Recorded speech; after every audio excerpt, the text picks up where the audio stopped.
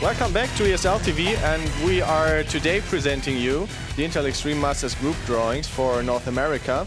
You sure have heard about it. It's a $750,000 tournament, and next to me is our lottery girl, Nina. Welcome to Nina, and also the Director of League Operations at the ESL, Sebastian Weiser. We do have a tournament in North America, and the very special thing about this is that we do have an online stage. Right. Why did you make the decision to have an online stage this season, which you didn't have last season? Well, basically the difference is that in the first two seasons, the Intel Extreme Masters was basically a European tournament, with the exception that we had a global challenge in Los Angeles last year already. And this year it's a global tournament, so we have an online competition in Europe, in North America, and in Asia. And well, obviously then there has to be an online phase and a main round in North America. So what has happened so far in America? We've had a couple of qualification cups. Right. So what we're drawing tonight is the Counter-Strike main round. And so far we had 4 qualifier tournaments where the top 4 teams of each qualifier tournament would advance to the main round of the Intel Extreme Masters. So far we have already 13 out of the 16 teams already. So we are not going to draw every team tonight, but 13 of the 16 teams, and the rest will be drawn afterwards. Yeah, they're still playing the last qualification cup. There's still 1 match open in the 3rd qualifier tournament, and I think a couple matches open in the 4th qualifier tournament. So that's where we are at the moment. So after tonight, we're going to have 2 groups of 8 teams. Right. And what's happening after that? Basically, what's happening is that in each group, each team is playing each other once. So we have 7 matches. And then the top 2 teams will qualify for the continental finals, which already means that we have 4 teams at the continental finals. Then we have relegation matches between the teams ranked 3rd and 4th. So that makes another 2 slots at the continental finals. And in addition, we will also invite 2 teams from South America, which is, well, obviously probably going to be made in Brazil plus another team. And they will join the 6 North American teams at the continental finals, and then battle out at least 2 slots for the global finals. And those continental finals will be offline. They will be in Philadelphia in November. Right. And before that, we have 2 more global challenges on the North American continent. Yes. And they're going to be in Los Angeles, which is at E4All, I think 3rd to 5th October. Correct. And after that, 2 weeks after that, we have a global challenge in Montreal.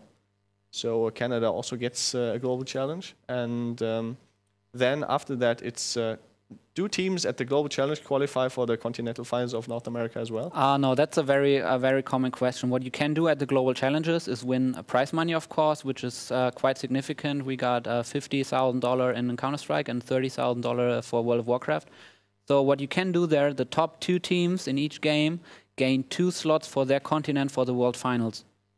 So the team itself doesn't qualify directly, but it gains 2 slots for the continent. So then the continent of, let's say, North America, if, let's say, Team EG or something wins the global challenge in Montreal, North America will get an extra slot for the World Finals. So North America has then 3 instead of 2 slots for the World Final. All right, and the last slots will be distributed at the continental finals in Philadelphia. Right. There's each and every continent has 2 slots. So there's 2 slots in Asia, 2 slots in North America, 2 slots in Europe. We have 3 global challenges for each game, and at each global challenge, another 2 slots can be won for the continent.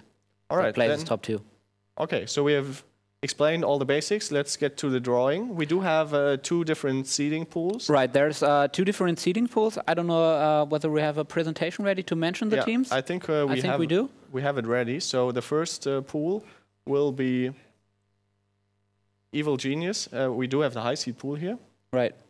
And we have Evil Geniuses, pretty well-known teams, I think. There's not much missing out of the top scene is left in Counter-Strike 1.6. Well, absolutely. I think the scene is definitely growing again in North America. EG is also having an American team. This is a Canadian one.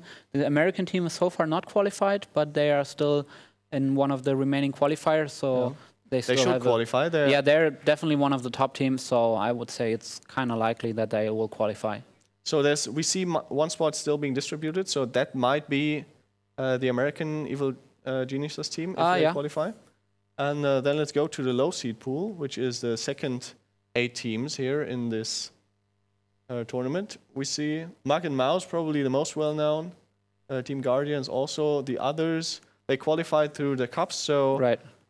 Let's see how far they can make it. Maybe there's some new team that can surprise all the others. Well, there hasn't been a really regular competition in the US in Counter-Strike 1.6 for a while, especially with significant prize money involved. So this is really going to be interesting to see who actually is the best US team at the moment, because there hasn't been any really competition to figure that out. So we're really looking forward to see who's the best North American team, and obviously whether they're able to compete with all the top teams from Europe and, let's say, Istro from Asia. All right, then let's start with the high seed pool. We will Right. first- The procedures are pretty simple. We have here one pool in the lottery wheel. Basically, we have all the teams from the first pool here. So we'll first draw a team from Group A, and then the second team is going to be into Group B, the third team into Group A, and the fourth team into Group B, and so on and so forth, until there's hopefully no team remaining in the box. Okay, hopefully not. Then, Nina, let's spin the wheel, and after we've done that a couple of times, we can just, let's just spin it around. We are very impartial, and now we can start drawing the groups. 8 of these are going in their groups, 1 in Group A, and then 1 in Group B, and then it starts in Group A again. So we do have the first team that is in Group A, and it's going to be X3O. That's actually one of the very best and favorite teams, I would say. Yes. So they might go to the Continental Finals in the end, and we will have another one out of this box.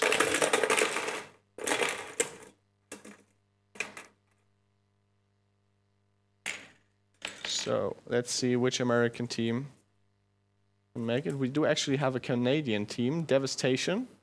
They will go into Group B. So first team there. Like I said, we will have 4 teams in each group after this drawing. So we're now looking for another team. Enough time so we can just pick one after another now. Another team for Group A now. Frag Dominant. So quite some competition there already. X3O. Yeah, X3O and Frag Dominant. As I said before, only the top 2 teams will advance to the Continental Finals right away, so... And another team for Group B. Let's see which one this is going to be. Mob Gaming, also I think one of the favorites for the Continental Finals. Yeah, also pretty famous for their World of Warcraft teams. Yeah, they've grown pretty big in Counter-Strike 1.6 in the last month. Really been at the top with in all the competitions they played.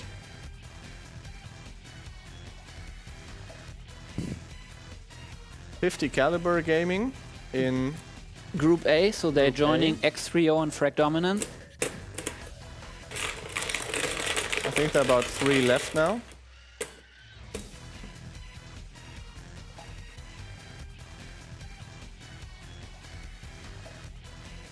Paragon of Virtue. Joining Devastation and Mob Gaming in Group B. And now the last 2 teams for each group. Let's see who it is in Group A. The Canadian Evil Geniuses team. Joining X3O and the others, and there's 1 team left. Which is should be to be determined, or to be announced. All right. And so, if we do have another, we don't know this team yet. It might be the other EG team. So if we do have 2 of them competing, they will be in different groups. All right, so we can just take all the